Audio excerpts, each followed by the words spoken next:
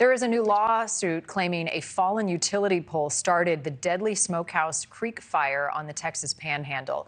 This lawsuit argues that the company responsible for inspecting those poles was negligent. The Smokehouse Creek fire is the largest in Texas history, burning more than 1 million acres and still just 37% contained since it sparked February 26th, about a week ago.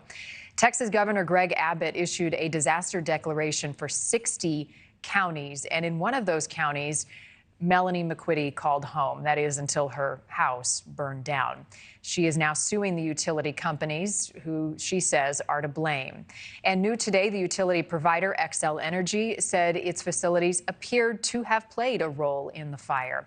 However, the utility said in a statement that it disputes claims that it acted negligently in operating infrastructure.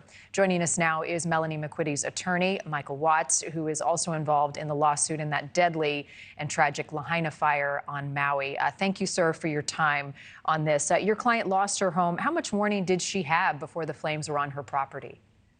Well, unfortunately, these people don't get much warning. Because it happened during the day, she got more than the folks in Lahaina who only had minutes. But the cause of this fire is the exact same cause of what burned down the town of Lahaina 6.5 months ago. It's a pole that should have been replaced and was not. And what evidence do you have to support that? Well, we were out at the pole yesterday for what's called the excavation. The pole snapped in high winds on February the 26th.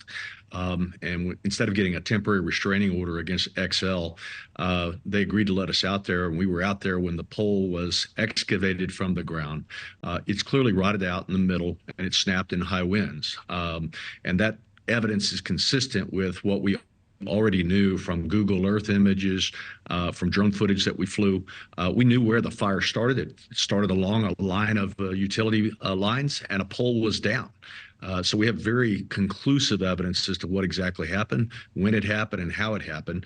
But perhaps even more distressing is there was a contractor for this utility known as Osmos, whose job it was to, in effect, look at all the poles and inspect them and to warn when poles needed to be replaced. And it appears that Osmos had been out there before the fire began and actually put a red tag on it, which is industry speak for don't let anybody climb this because this is not a safe pole. There's an Osmos 2024 stamp embedded into this pole. It was ready to be replaced, but was not. And that's the reason 1.1 million acres of Panhandle ranch land has been burned and several people lost their lives. Yeah, including your client, Melanie. Had she complained or reported or noticed any problems with that pole or others near her property before? Had this been an issue? Well, I don't think it's something that your average person would see driving by it. This is something where it takes a close-up inspection by people who are trained to inspect wood. Wood degrades over time. When you put a wooden pole out in very corrosive environments like what happened in Maui, and it stays there for 50, 60, 70 years, the tensile strength of that wood starts off very strong, but it degrades over time. Same thing happened here in the Texas Panhandle.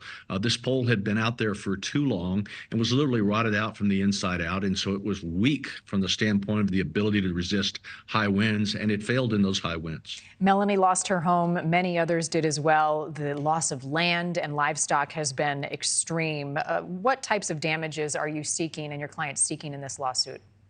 Well, for Melanie, it's the value of her home. She lost everything, but we also represent many, many ranchers. I live on a ranch in Texas. I guess we are all supposed to, but these folks lost everything. Hundreds of thousands of acres of ranch land, over 1 million acres in the Panhandle of Texas, and now going into the western edge of Oklahoma, have been incinerated by this fire that all started with one pole. So those ranchers have lost the ability to feed their cattle. Most of their cattle were burned to death in this fire. And of course, the value of their property has just been destroyed because it looks like something out of Dresden in 1944. Yeah. Thank you for watching. Go to newsnationnow.com to find NewsNation on your television provider. And don't forget to click the red subscribe button below to get more of NewsNation's fact-driven, unbiased coverage.